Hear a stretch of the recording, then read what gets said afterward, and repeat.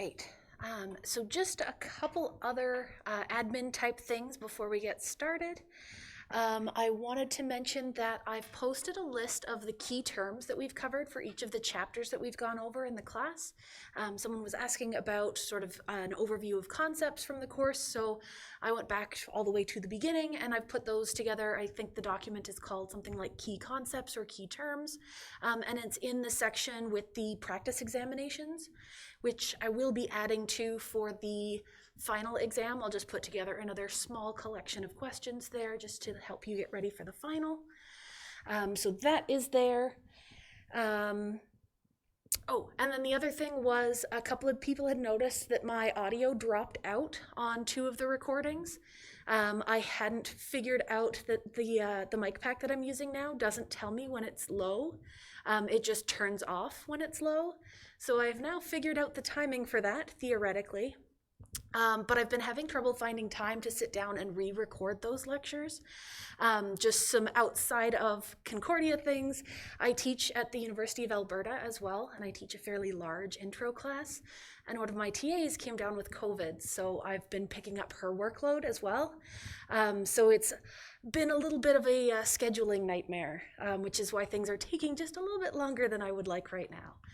So my solution for that, instead of maybe just doing a subpar recording or maybe just reading what's on the slides, I gave you guys the instructor's versions of those lectures.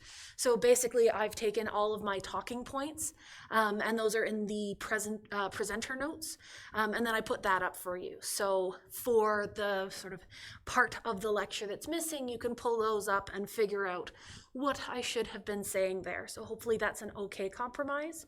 And then if you have any questions or want any extra clarification, I am happy to answer questions. But I figured that was a nice solution for that without making you wait any longer. So I think that was that problem solved. So we get to start today, we get to start our last chapter. So we end off with sleep and consciousness. And I was actually pretty excited because this is one of my favorite topics, possibly because I teach it in a couple of other classes at different levels with different sort of focuses, but also because it's really interesting. And so we're actually going to start by talking about sleep because, as the textbook spends a little bit of time chatting about, consciousness is something that's really difficult to identify or to study, even to get people to agree on. And so there's quite a bit of debate around consciousness because some people say that it's too abstract to even bother studying. Some people can't agree on the definition that they want to use to study it. So there's a lot of sort of different schools, different perspectives, different approaches to looking at consciousness. So this is one of those areas that if you start reading up any of the literature, in the first chapter or so, the authors will almost always give you their definition of consciousness. And that's very important in fields like this. I actually spent a class fairly recently talking about language studies, and specifically non-human animal language. And so it's the same idea where you have to define each of these terms because not everyone's going to agree on how they should be used. So it's sort of like an operational definition of how you're employing these terms throughout your paper. And so that's one of the main reasons why in my lecture slides, I like to start each chapter with here's our main term, here's how we're defining it, because not everyone agrees on those things. But if we think about consciousness, especially in the field of psychology, early on when psychology was just getting started, when it was a lot of Freud ideas, and then the people who disagreed with Freud coming up in opposition, there was a huge drive to study consciousness. It was one of the key things that made psychology different because biology wasn't so concerned with it, but psychology was really the science of the mind. And so they wanted to understand our consciousness. And a lot of those earliest techniques relied on introspection, so that looking within to describe your own individual experiences. But I think as we mentioned at the time, when we started talking about sort of early history in psychology, this concept of introspection isn't really that scientific. So if we want something documentable, something testable that yields things that can be sort of put to the scientific method, things that we can have theories about and test hypotheses from, introspection isn't really going to do that for us. It's too subjective. It's a lot of sort of thinking about what might be going on. So it's a lot of logic and a lot of people sitting around and thinking about thinking. So we kind of got away from that because, again, that did really drive a lot of disagreements in the field, a lot of our different perspectives on what consciousness is or isn't. And that's part of what caused that early rift, where some people were on the side of cognitive psychology. They cared about what was going on internally in the mind. But then there were the people who said, I'm done with all of this cognition nonsense. I'm going to be a behaviorist. Everything external and environmentally driven. Who cares about the mind? And then we get the middle of the road people. I tend to sit with the cognitive or behavioral cognition or behavioral cognitivists who are sort of middle of the road, saying, yes, the environment plays a role. Yes, there's also some cognition involved, but a lot of, actually maybe cognitive behavioralists is the better way to say that. They mostly look at the mind as maybe a black box that we can't look too much into because it's too complex for us to study. So lots of contrasting ideas.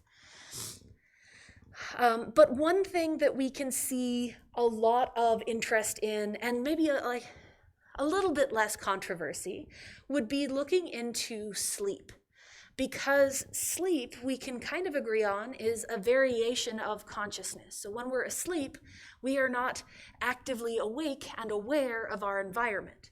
So people view sleep as almost like a cycle of our consciousness. So we go from awake and alert to asleep and unalert and back again. And so if we study sleep, maybe that's a nice way to be able to concretely measure something that correlates really nicely with that variation in consciousness. So sleep would be readily observable, and it is a really nice tie to consciousness, which is why we're kind of lumping them in together here. So most consciousness research actually deals with sleep, which is why most courses that talk about consciousness at all do so through the lens of sleep.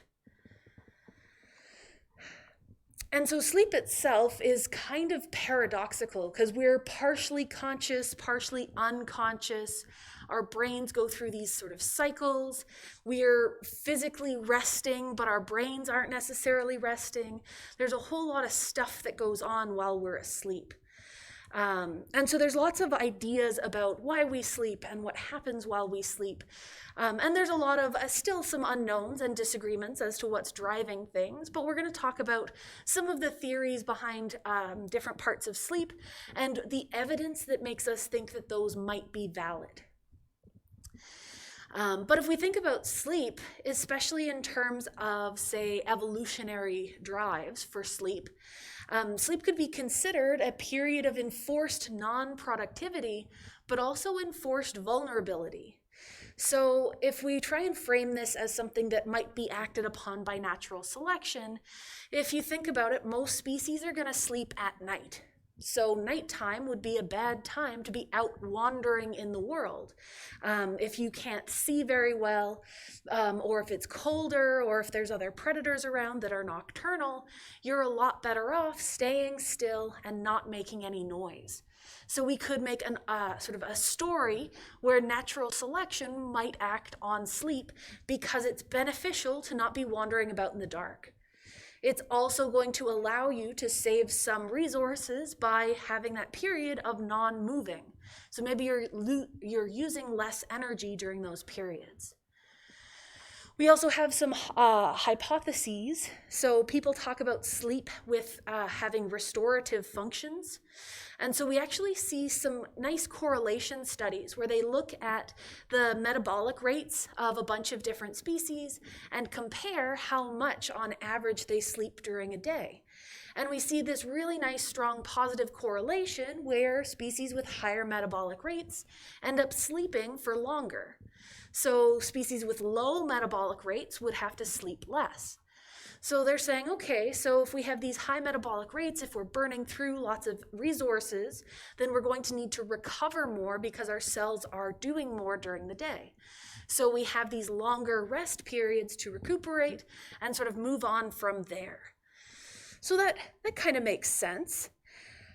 We might also say that the adaptive hypothesis, which is going to tie in just a little bit to our natural selection story that we started with. And this one says that the amount of sleep an animal engages in depends on the availability of food and safety considerations. So if we think of things like animals that graze constantly, they have, maybe tying back to that high metabolism, but if they're constantly on the search for food and they're at risk of being preyed upon, maybe they're going to sleep less because it's too dangerous to stay still and not keep eating. Or we can see sort of low vulnerability animals, things like predators, because they're not at risk of being hunted. They could sleep a lot longer because it doesn't matter. There's nothing to risk by sleeping for longer periods of time. And so we can imagine that from this proposal, they've probably, again, done correlation studies, looked at a whole bunch of different species, kind of made some judgment about are they more predator or prey, and sort of what's the, I guess, can we quantify that in some way to use in a regression of how at risk they might be, and then compare it to how long they sleep. And so I'm sure that they've done lots of studies where they've looked at multiple factors altogether, but they typically break them down into sort of individual driving factors for these hypotheses. So the first one focusing on metabolic rates, the second one here focusing on sort of risk levels, and then how much they need to eat in order to maintain their ongoing basal metabolism. All right, and then there's a couple of new theories that they're not quite positive on yet, but they like to mention them because they might soon be something that we agree with. But there's the idea that sleep might be a way for our brains to get rid of all of the toxins that build up, basically byproducts of our normal cellular functions.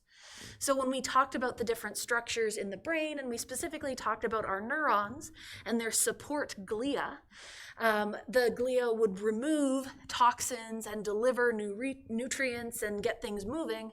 So maybe sleep is the period in which they do a lot of this turnover.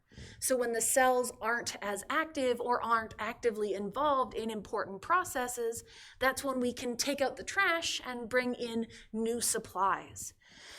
So they think that might be what's going on, but again, not quite sure for yet. If we wanted to look at something other than just correlational studies that we might be able to explain with stories, which is what we've done so far, if we wanted to look at, I guess, a different kind of outcome, we can look at how people's performance changes when they have less sleep. And these can be correlational and they can be experimental. Sometimes you'll have people who participate in sleep studies. So they'll go into a lab, they'll get hooked up to an EEG where it measures their brain waves, and they'll agree to allow the researchers to wake them up during certain periods of sleep, or to make sure that they only sleep a certain amount. This also happens in our regular lives. So people who work shifts, they might have to sleep during the day and be awake at night, which is the complete opposite of what our body's natural biological clock wants to do. And so we can see that when they have to work these shifts, and especially when they have to change shifts, so if they sometimes work days and sometimes work nights, that transition period is very, very difficult. And we see a massive increase in sort of workplace injuries and accidents when individuals are switching between different schedules. We also see that same uptick in accidents with daylight savings. So whenever we lose an hour, that causes problems as well. So we see this issue where basically we have a normal sleep-wake cycle, which we'll talk about as our circadian rhythms on the next slide. So we are awake and alert for a period, and then asleep and mostly unaware for a long period as well. And so when we have to shift that, so if you move through time zones, if you've traveled long distances, you've experienced jet lag, there's a lot of interesting studies looking at flight attendants and how their performance and even their health can decline when they have to rapidly shift between multiple time zones. Lots of work with the shift workers, as I mentioned, and that decline in performance and increase in sort of errors and injuries. And then with our long-term sleep deprivation studies, so these ones are sort of ethically questionable sometimes. So a lot of the ones nowadays are a lot less long-term. So long-term deprivation is mostly going to be correlational. So we happen to have someone who has a disorder where they don't sleep, or a job where they don't sleep, or something like that. So maybe they'd carry out studies on doctors or people who work, again, shifts. Someone who has a fairly static schedule, but that doesn't allow for enough sleep. That might be a good place to start. Because it is not ethical to deprive people of sleep for very long periods of time.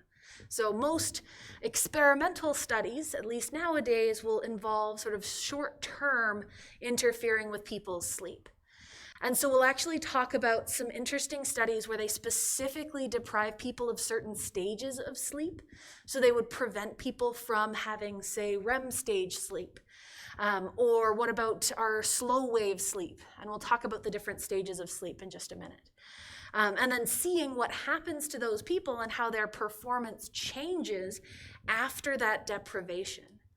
And so that sort of body's response to losing out on different kinds of sleep, we can kind of infer as to what that kind of sleep is then important for, because their performance or their behaviors or something suffers because of the absence of that stage. So that's kind of the logic behind how we evaluate these different measures. All right, and so we've already used the term circadian rhythm. So the root of this is Latin, so it comes from circa, meaning about, and dies is day, so about a daily rhythm. So it's an approximately daily rhythm. And so we can use some terms here to describe these daily rhythms. When we talk about them being endogenous, we just mean that they're internally driven. So we have an internal biological clock. And so we'll talk a little bit about what's driving that. I will also show you sort of the more complex version simply because I have a slide that perfectly does that. You won't have to know the more complex mechanisms. It's just interesting to look at how well they've studied this in some species. We're going to be focusing mainly in on our suprachiasmatic nucleus, or SCN, and this is a part of our hypothalamus, and that seems to be the main timekeeper for our biological clock. So that's what allows us to sort of cycle between our awake and aware during the day and asleep and unaware during the night. And this interesting graph I borrowed from my other class, and it shows what happens when we have sort of a day-night cycle. And here it's just showing, I don't even remember what levels they're recording here. It might be hormone levels, but it doesn't really matter. What we care about is the fact that we see a similar cycle, that sort of predictable pattern of increases and decreases. So increases during the night, decreases during the day, and back again. But at the bottom, we actually see that halfway through this setup, they switched over to complete darkness. And so I think this data just came from fruit flies.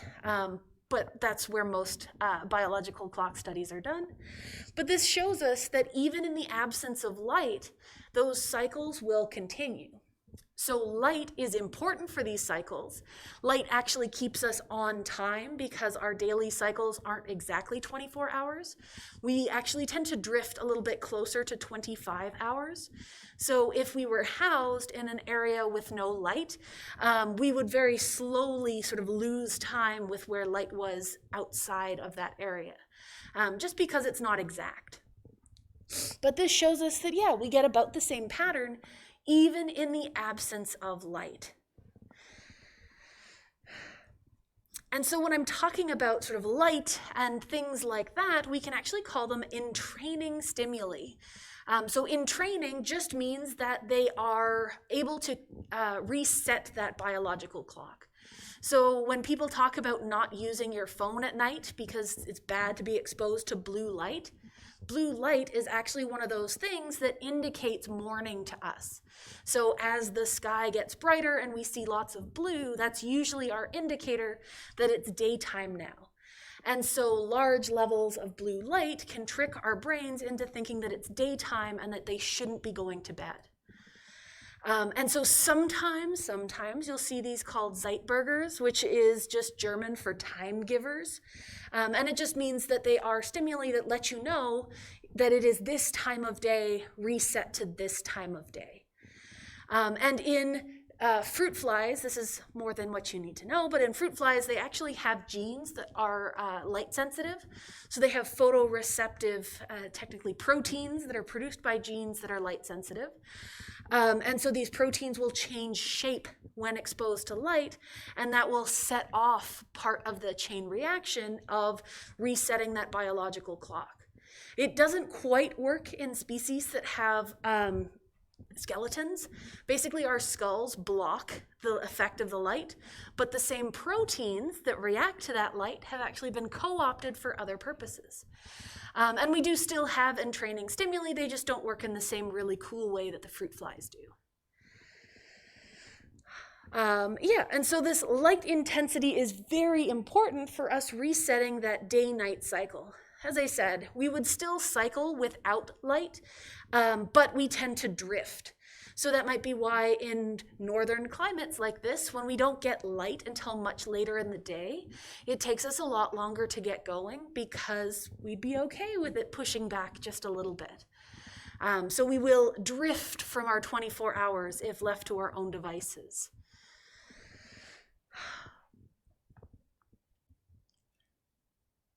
And then so if we look at some of our studies that give us this indicator that our SCN or suprachiasmatic nucleus is involved in this regulation, if we look at lesion studies in rats, typically when the suprachiasmatic nucleus is damaged, we don't see a lack of sleep, we just see a lack of structured sleep.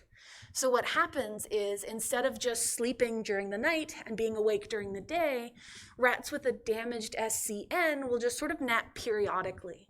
So they don't have the same cyclical pattern to it, but it's not that it's not possible for them to sleep.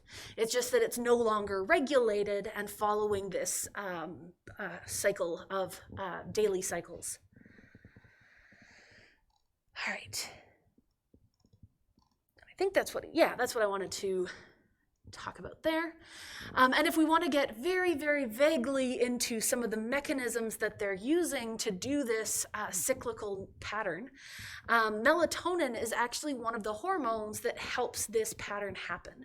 So if we looked at the levels of melatonin circulating in our blood throughout the day, we would actually see a cyclical pattern where sometimes it's higher and sometimes it's lower. So our SCN controls the production of melatonin, and melatonin induces sleepiness. So if you've ever had trouble sleeping, you may have had a doctor recommend that you take melatonin tablets a couple of, like an hour or so before you go to bed. And it helps get you ready to sleep.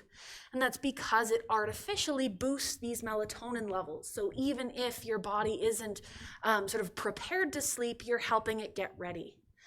And then in the morning, when you have light coming in, it ends up suppressing the secretion of melatonin so that our levels will drop throughout the day until they uptick again the next evening.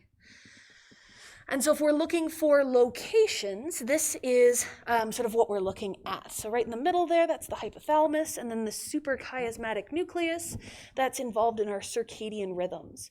And so what happens is the SCN tells the pineal gland to secrete the melatonin. So it's all controlled by our suprachiasmatic nucleus.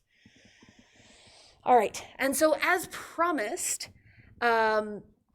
I am going to show you the mechanism for this. This is an intimidating graph, and you don't have to know anything about it, but I just find it really neat. And so this is from a genes and behavior class. Again, I like talking about that one because it's cool. But these are all the different genes that they've identified as being involved in our biological clock. And it's slightly different. Most of it, I've said before, is studied in fruit flies. So fruit flies are the preferred mechanism just because they're really easy to house. It's very easy to have lots of them. You can induce mutations. And specifically, a lot of this research has been done to induce mutations that then mess with the biological clock, and then they see which genes have been affected. So that's how they've figured a lot of this out. And as I said, with sort of our fruit flies and other invertebrates, we have light-sensitive proteins that are going to change shape with exposure to light. And so that's what some of the squiggles on there are. So that PER and TIM, so that's the period gene, and I believe it's also time, because they're very creative in their names. Those respond to light, so they're going to change shape based on light. And we have equivalent genes, not identical, but the same basis in our mammal brains, but we don't have the same light-sensitive proteins. They're still there, they just have a different role. They've slowly evolved to take on a different role in the process just because they can't respond to light because of our skulls. But a lot of the genes are still there, and a lot of the cycles are still the same. So most of what we know about our own biological clocks came from fruit flies, which is kind of neat. But yeah, so this is the level at which they understand how that works. And so it's basically saying that there's some things inside the nucleus and some things outside the nucleus, because not everything can cross across that barrier there. And so the things in the nucleus are going to be transcribing different genes. So we take those genes, turn them into mRNA, put them outside of the nucleus in order to turn them into proteins. And then sometimes they will be then brought back into the nucleus if needed for other purposes. But that's the cycle that's going on here. Is light triggers the transcription of some things, which triggers stuff to happen outside, which will then send signals back inside to turn off that process. So we get this negative feedback loop where as more things are produced, it tells it to stop eventually, hence this cycle. And so you can mess with most of the genes in this process and end up with either longer or shorter periods because you're cycling either too fast or too slow, which I find very, very cool. But like I said, far more than what you need to know. I just think it's neat. And then so briefly, I wanted to mention these ultradian cycles or ultradian rhythms. And they're basically the same as circadian rhythms, but for less than a day. So these are rhythms that are less than a day in length. And so we see lots and lots of cycles in the body. And a lot of that comes from our need to maintain homeostasis, which we've talked about before. So our body likes to exist at sort of this natural set point. And sometimes we get pushed in one direction and then we come back in the other direction to balance out. So a lot of these cycles are just our body getting to that normal state. So we see things like hormone production. So melatonin has a daily cycle. Other hormones will cycle a little bit faster or slower than that. Urinary output, that's just sort of a buildup and release over time. We also have an alertness cycle, and this is basically because our brains can only really focus for a certain amount of time. You might find that you do great with certain classes at certain times of day, but if that class is earlier or later, not so much. I know for myself, I'm really, really productive first thing in the morning, and then I'm useless for most of the afternoon, and then I'm pretty useful again in the evenings. So that's my cycle for alertness.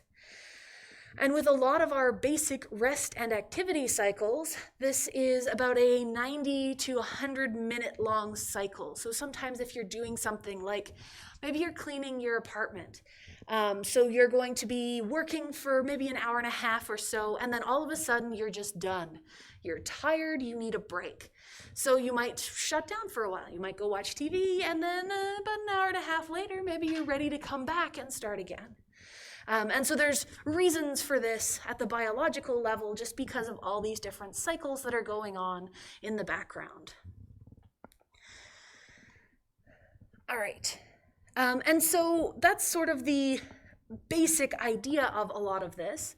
But I want to get into things like what's going on at the level of our brain. This is a brain and behavior class, so we're going to talk about what's happening in the brain.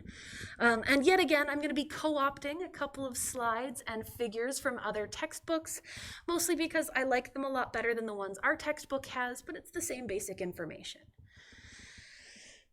And so when we think about looking at brain activity, there's lots of different ways that we can do it, but mostly when you're doing sleep studies, we're using electroencephalograms or EEGs. And those are the multitude of sensors on the surface of the brain, and they're going to just measure electrical output. So if we think about this, each of those sensors is just saying, what are the neurons in this area doing? Are they firing, or are they sort of dormant? So more activity means more of them firing at the same time, and less activity doesn't necessarily mean that they're not firing, but it might mean that they're firing out of sequence. So if we think about the area covered by a single electrode, there could be hundreds of neurons around there. So it's really hard to get a clean signal if, say, half of them are firing and half of them are inhibited. So we would see a weird pattern, or maybe they're firing sort of a couple and then a couple more and then a couple more, but it's nothing sort of with a cohesive pattern. So that would look more like noise as our output, just because there isn't a pattern. So it's important to think about things like that when we're looking at these EEG outputs, because a sort of reduced signal isn't necessarily saying that there's no activity. It's just saying that there is no organized activity. So that's a useful distinction there. All right, and then when we want to talk about sleep, though we've said that there's lots of different purposes to sleep, sleep isn't necessarily like actively triggered by you running out of energy, but as we said, there's this background cycle and hormone levels like melatonin that get our body ready to sleep at a certain time, whether we've used up all of our energy or not. So yes, you might be faster to fall asleep if you had a very physically active day. Maybe you had to shovel a whole bunch of snow and you're really tired, so it's easier to fall asleep. But your body is also going to slow down at about the same time on a day that you just sat around and did nothing. So it's not the energy expenditure that makes you fall asleep. It's the background structures that are involved and that cyclical pattern.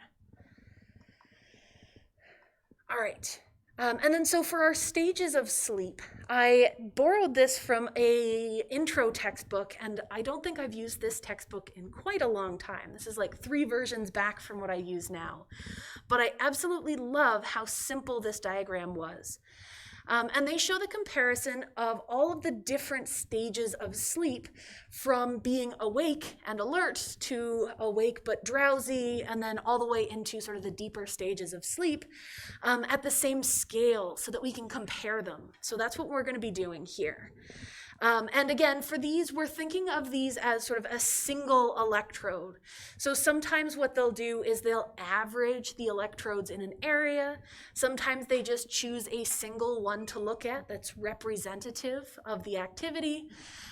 In real documents, if you were ever reading a paper or something, they would tell you what was being presented.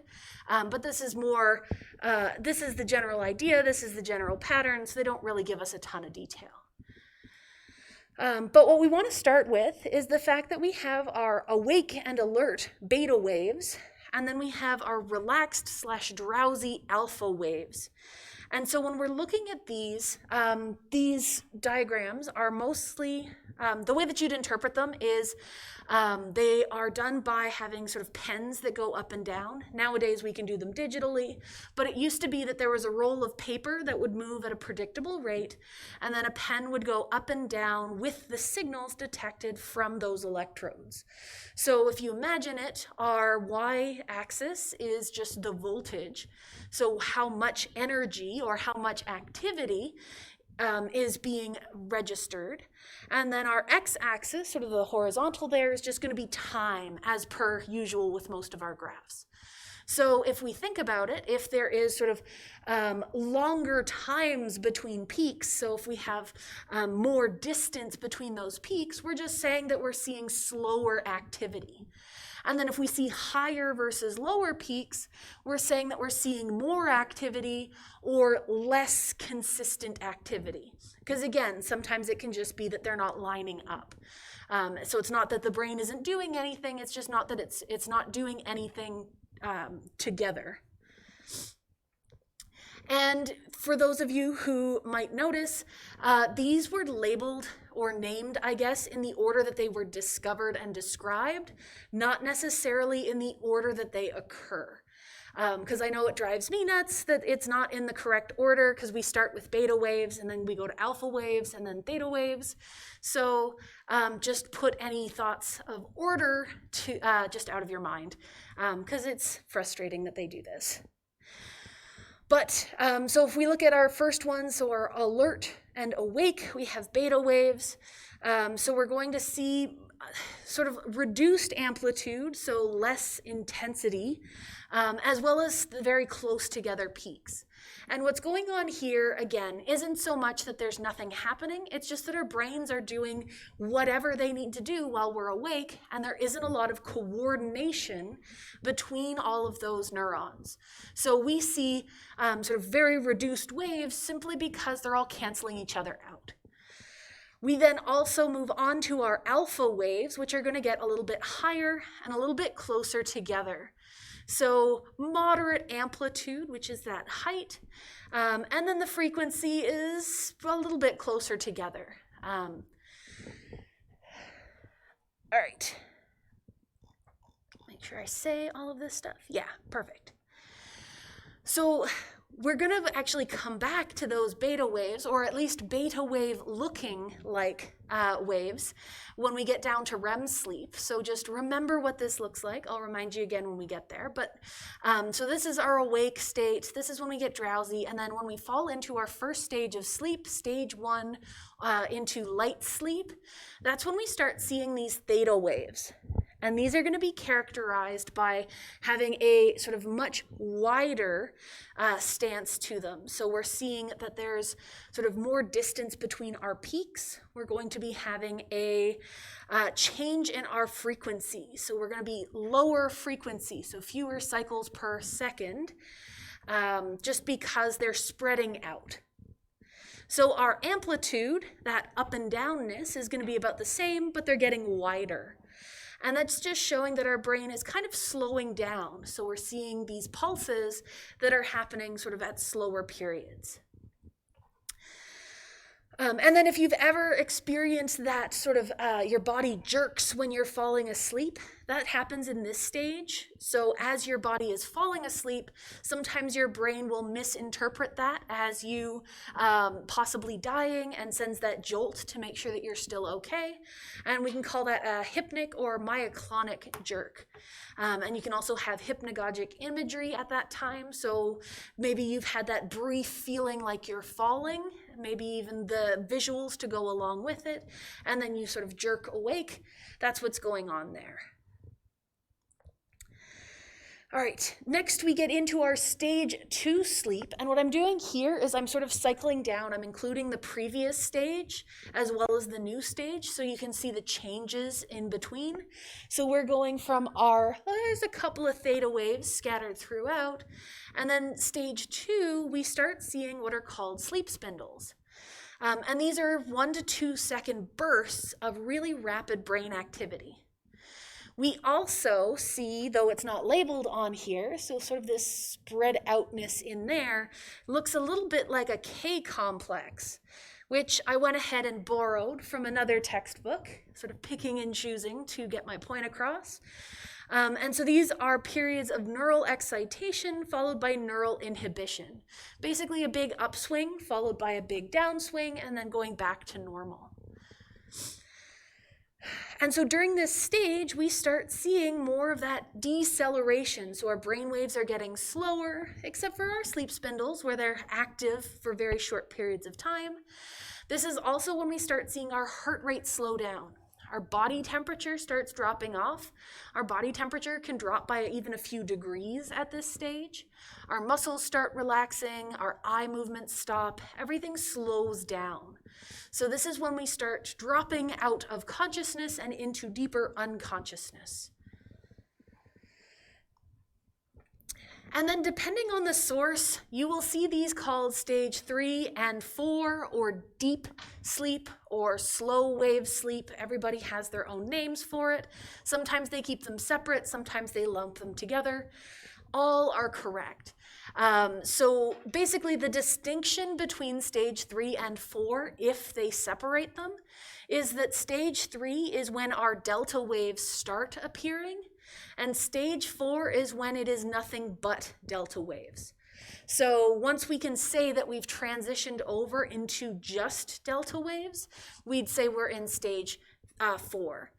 If we're still seeing our theta waves, like the ones from sort of back here, then we would be in stage 3. That's their distinction there. And so these delta waves are, again, going to have much higher amplitude and much slower cycles. So we're spreading out along that x-axis. There's more time in between each of these peaks. So we're just starting to see more coordination, more activity, but in slower pulses in the brain.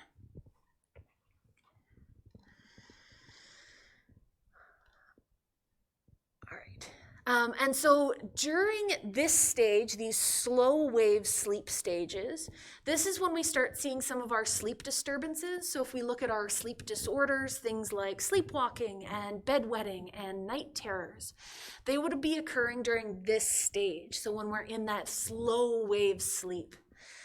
And this is sort of, you can kind of think of this process so far as being going from like awake to drowsy to light sleep to deeper sleep to slow wave sleep. So we've cycled down in the depth of our relaxation here. And then what happens next is actually that we cycle back up. So I am going to talk about our stage 5 or REM sleep next, but in order to get to REM sleep, you actually have to reverse the cycle. So you've gone from awake and alert to sort of light sleep, deeper sleep, slow wave sleep, and then we're going to go back up to a deeper sleep, and then our light sleep, and then REM sleep. And you're going to see why in just a moment. All right. So as I said, we're keeping the previous stages. So stage 4 was lots and lots of our delta waves. And then REM sleep, as I said, is going to look familiar. And that's because REM sleep looks an awful lot like an awake brain. And so we see very similar response patterns to when we're awake. During this stage, we tend to see our vivid dreaming. And with REM sleep, we're going to cycle through this, again, up and down into sort of lighter sleep and deeper sleep and back and forth. We'll show a diagram of all of that. But as the night goes on, you're going to have more and more REM sleep. So at the beginning of the night, you just get a few minutes of REM sleep each cycle. But towards the end of the night, you're going to have long periods in REM sleep. So at the beginning, you might have, say, 15, 20 minutes in REM, but towards the end of the night, you might have an hour or more of REM at a time. All right, and then the name for REM is actually rapid eye movement. So, and it's named that because at this stage, though the rest of your body has sleep paralysis intentionally so that you don't act out any of your dreams or anything like that, your eyes will move rapidly during this stage. So some people will use what's called an electromyogram, which is basically electrodes to the side of the eyes, and they just detect the contractions of the muscles that move the eyes. And during this stage, those muscles contract a lot. All right, and so when we're younger, we spend a lot more time in REM sleep. So as children, we get a lot more REM sleep than adults do. So as we get older, that kind of drops off. We do also see that overall amount of sleep required will drop off as we get older. So infants will sleep maybe 15, 16 hours a day. By the time you're in high school, you should be sleeping, say, 12, 10 hours a day. Once you're a young adult, it gets down to sort of that 8 to 10 hours a day. But when you get into sort of old age, you can see functioning on only 6 hours of sleep. And that's perfectly normal. That's sort of the natural progression. So as you get older, you need less and less sleep. All right, and I think that was everything there. Yeah, perfect. All right, and so these are the two diagrams that I have stolen from. The one on the right-hand side just shows our K complexes at stage 2, mostly because the diagrams that I like don't have the K complexes on their own. But this is sort of showing us what happens if stage 3 and 4 are combined. So the one on the right shows them both as slow wave sleep, but same basic idea there. So these are the processes that we went through. And so here, taking that step back, you can actually see how similar our REM sleep waves are to our alert and awake beta waves. They are very, very similar. So that's why they think that there's lots of activity going on, but none of it coordinated in REM sleep. So it's kind of like we're awake. All right, and then actually I'm going to just focus on this one. There's two diagrams, hypnograms, which show our different sleep stages and how long we spend in each of those stages. This one goes with the sort of EEG outputs that I put on the slides. The other one, this one is cleaner and goes with sort of our right-hand side diagram there. So I like this one because it gives us some extra stuff. It shows us that rapid eye movement is a lot more common during those REM stages, which is why it's named what it is. It also shows us that we dream more intensely during REM sleep, but not that we only dream during REM sleep. So it isn't that we dream exclusively to REM periods. And they do this through sleep studies. They'll wake people up periodically throughout the night when they're in different sleep stages, and they'll ask them what they remember. Do they remember dreaming? What was happening? And they'll remember dreams throughout all stages, but they tend to be more vivid and more common during REM sleep. That's our distinction there. Yep. I'm just curious if you know if there's any type of disorder that prohibits people from remembering dreams. I'm sure there are. I don't know if it would be classified as a disorder because that's typically when it causes problems. Like there's a lot of different sleep disorders, because I know some people just don't remember them. Some people really do. Some people sometimes do, sometimes don't, and it changes with age. But I don't know off the top of my head sort of what the name would be for it. Yeah. And then the top part here of the hypnogram, the part that's actually the hypnogram, is showing us progressing through those stages. And so here you actually get to see that drop down from our relaxed and drowsy to stage 1, to stage 2, to stage 3, to stage 4. And then the first time down in stage 4, the deepest of our slow wave sleep, we're going to spend quite a bit of time there, so almost an hour. And then we're going to go back up again, so back up to stage 3 to 2, and then we hit REM sleep. So we come back up, mostly alert, or I guess mostly light sleep, closer to alert, and then we have our first REM sleep cycle. And we see that our first REM sleep cycle is very short. The next one over is going to be longer, and then longer and longer. But another thing to notice is that as we get through the night, at the beginning we have lots of stage 4 sleep, lots of that slow wave sleep. But as the night goes on, we have less and less of it. So at the beginning, we have our deep sleep. The next time we have much shorter in stage 4. The time after that, we only get down to stage 3. So we just barely cross over into slow wave sleep. And then the next time we don't even hit slow wave sleep, we just get into stage 2 sleep, and so on and so forth. So as time goes on, we sleep less deeply, but we have more REM sleep. So there's sort of a trade-off there. And when we talk about some of our theories about the functionality of sleep, the idea is that stage 3 and 4 sleep, that slow wave sleep, is the deep restorative sleep. So that's the part of sleep that allows us to feel well rested. So if you ever have, maybe you share a bed with a younger sibling on holidays and they kick all night and you never get into a deep sleep, the next morning you wake up and you're exhausted and everything hurts, and it's just because you didn't get any of that restorative sleep. All right.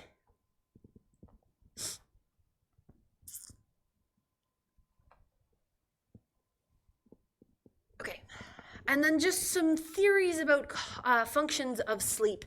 And these are a couple from our textbook, a couple I've seen mentioned elsewhere, so I'm going to mention all of them here. So we do know that sleep is essential to proper cognitive function. At the beginning, we talked about what happens when people are sleep deprived, sort of that increase in mistakes, increased likelihood of injury, decreased cognitive capacity, all of that happens. And some of this we can study again through sleep studies. So what happens if you wake people up? What happens if you wake them up during particular stages? And so some people are fully behind the idea that sleep just is functioning in rest and restoration. So for our non-REM sleep, the things like our slow wave deep sleep, that's where we're restoring. That's the important part of sleep. And a lot of those early theories that focused just on that restorative quality, they assumed that REM sleep was just there to kind of fill in the gaps, that there was no real purpose to REM sleep.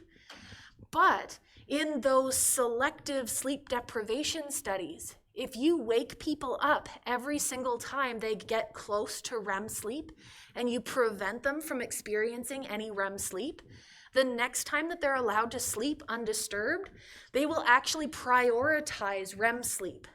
So they'll have more REM sleep to basically recover and rebound from missing out on some the previous night. So that rebound effect actually tells us that REM sleep must be important for something as well, because otherwise, why would we prioritize it over restorative sleep? Why would we have so much of it when it's not important? And so the ongoing idea here would be that maybe sleep, or I guess specifically REM sleep, might be involved in how we consolidate memories. So that active process going on in the brain might be us transferring our sort of memories from that original sort of short-term working memory buffer all the way over into our long-term storage, perhaps. But we'll talk about a couple of those theories. So we've already kind of touched on a few of these. So we mentioned the whole sleep might be adaptive because it reduces our exposure to danger. I mentioned how we can tell a story about it being selectively advantageous to not wander about in the dark when you can't see, when there are nocturnal predators around. So that immobilization, us not moving, having that sleep paralysis while we're asleep, could be beneficial because it keeps us quiet and it keeps us in one place, preferably in a safe place where we've hunkered down for the night. We have also talked a little bit about the fact that sleep could allow us to conserve energy. So when we sleep at night, the rest of our body kind of slows down. We do have to consider the fact that our brains actually use pretty much the same amount of energy whether we're awake or asleep. And some stages of sleep, our brains even use more energy than when we're awake. So at the level of the brain, maybe not, but if we're not moving around, if we're not walking and doing things, then yeah, it kind of makes sense that we're conserving energy. And there are some species who take this to an extreme. I know black-capped chickadees at night, especially in the winter, they basically go into a stupor where it's kind of like mini hibernation. So they'll drop their body temperature, they'll slow their metabolism, and they kind of shut down overnight.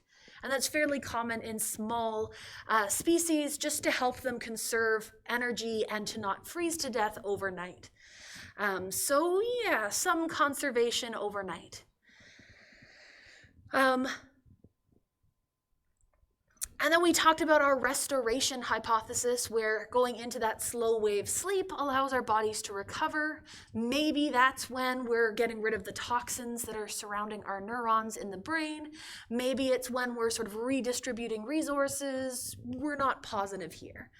And so there's quite a few studies that have looked at each of these different stances, and even just sort of logically talking about it, each of these seems like they could be a viable option. And so we have some evidence for each. I don't think we're ever going to say that one is the definitive all right answer. It might be a combination of all three. There might be far more explanations. But there's going to be people who very hotly debate this issue, as per usual. If we wanted to look at sort of specific areas, we talked about slow wave sleep for restoration, and specifically sleep deprivation during that slow wave sleep can have sort of an overextensive impact on cognitive processes. I think I might mention it during our sleep disorders, but people who have sleep apnea, which is basically when you stop breathing while you're sleeping. So basically you relax to the point that your ability to draw in air goes away. And so you wake up because you've run out of air in order to breathe. And it happens frequently enough that it prevents people from getting into deeper stages of sleep.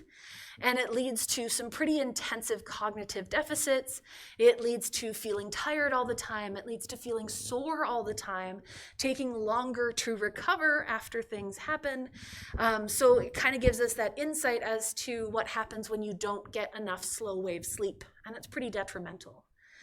For our REM sleep, as I said, we have that rebound phenomenon where we have sort of overcompensating for missed out REM sleep, and maybe it's involved in consolidation. And there's lots of question marks in that area because we're not quite sure.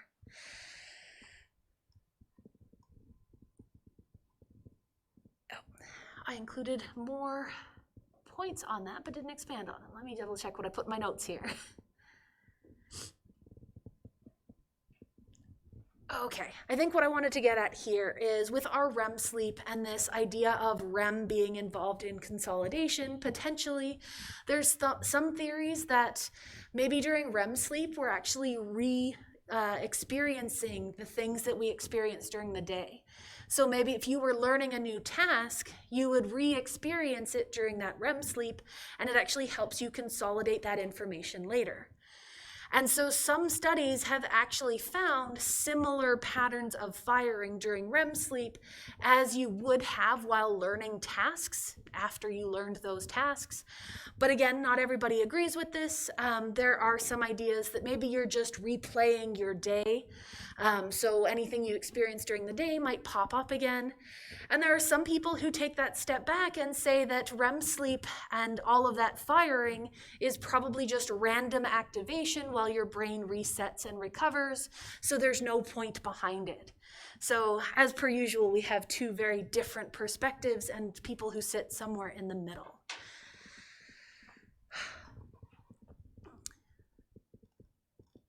All right, yeah, and I think that's decent enough for talking about all of the different perspectives there.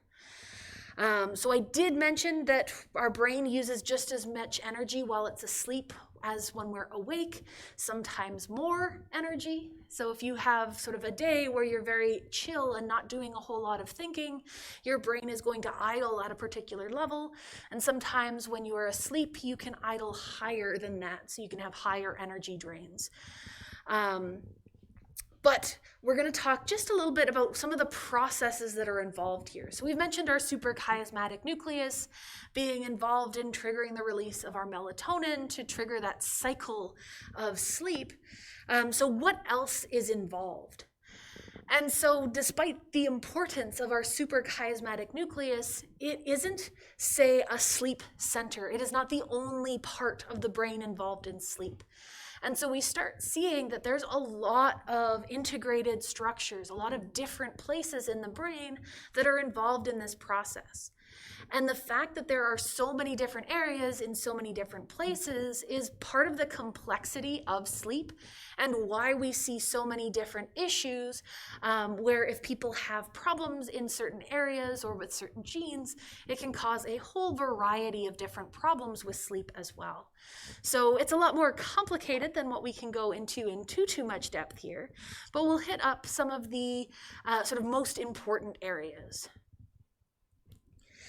And so when you talk about sort of the general structures of the brain, we'll typically talk about the brain stem as being involved in those central core biologically necessary functions. So things like breathing and regulating sleep are run through the brain stem, at least in part.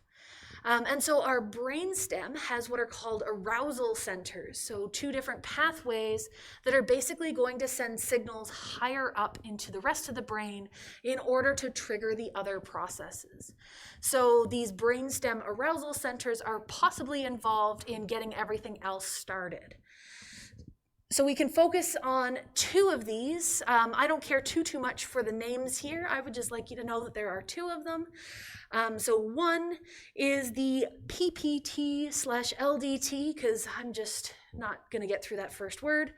And this is going to fire the most rapidly during wakefulness and REM sleep. So while our brain is active and not sort of in that slowed down state. And then it's going to fire most slowly during non-REM sleep. So we see that sort of correlation between brain activity overall and that one area. So maybe that area, while it's firing, is saying, okay, so we have activation going on. So maybe it's driving some of the cortical activation when we're not in our deeper sleep. And the inhibition, the lack of firing, when we're in those deeper sleep stages, might be related to its lack of activity. Maybe. There's going to be a lot of question marks here.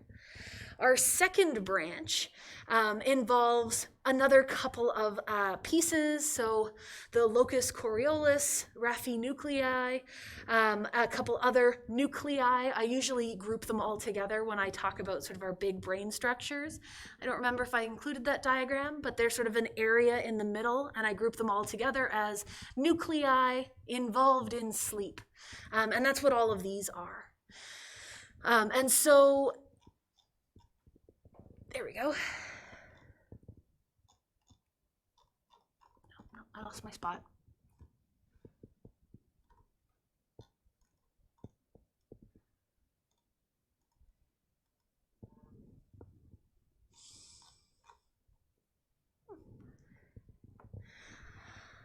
I thought I wrote down what I was going to say about those, but I just mentioned them and leave it there. All right, so we'll just mention them and leave it there.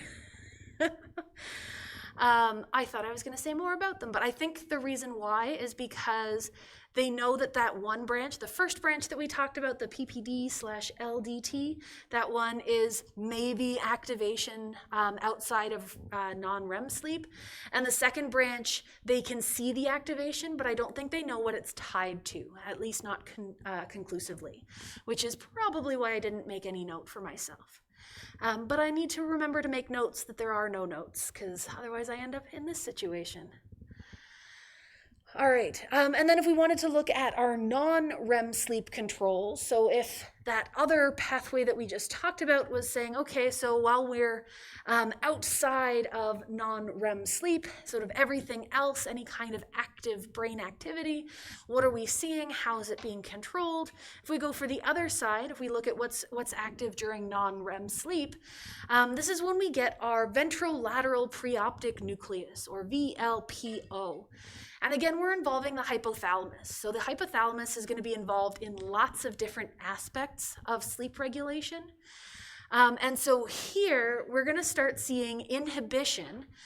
So these neurons inhibit arousal networks. So basically it's going to act in contrast to or against what we saw on the other slide. So this is against these arousal centers. So this is saying that while this is active, those are not, and while those are active, this is not.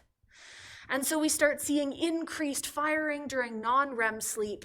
And as sleep deepens, so as we get into that slow wave sleep, we see more and more and more firing. So we kind of see that nice pairing of sort of this one is involved in sort of REM sleep and being awake, and our other one is involved in non-REM sleep, and it seems to correlate with intensity. And then they mention maybe there's a part of the medulla that's also involved in this process, but I couldn't find any agreement as to what its involvement might be. So more question marks there. And the last one I wanted to cover is, okay, so then back to the REM sleep controls. So here we've said that we have pathways that seem to be active in our brainstem during anything that isn't non-REM sleep, so REM sleep and awakeness. But let's focus in on just REM sleep and maybe controlling that part of it. And this is where our PGO waves come in. And so these are going to be high voltage brain waves, and they travel from the pons through our lateral nucleus in a thalamus over to the occipital area. So we're going from the pons sort of at the back here, I think it's at the back there, through to our optical area. And the pathway isn't super important. What we care about is the fact that it's going to correlate really nicely with the start of REM period sleep. So right before we enter into REM sleep, these waves turn on. So we start seeing them appear just before we drop into REM sleep. And so maybe these are what end up initiating that EEG desynchrony that we see in REM sleep. So having high voltage brain waves come in basically allows the brain to sort of wake up to the point where we have activity that's not running together, that's not firing together, that's sort of destabilized and no longer following the patterns that we were seeing in those earlier sleep stages. So this is possibly what's triggering that desynchrony, that switch over to almost awake-like brain patterns during REM sleep. And then this would be governed through our sublaterodorsal nucleus, or SLD. That would just be involved in switching in and out of REM sleep. So are we going to have these waves coming through or not? That seems to be involved there. All right. And then I will talk about sleep disorders and the rest of cognition, which sounds like a really big topic, in Thursday's class. So I will leave that here, and we'll come back on Thursday to finish up the course.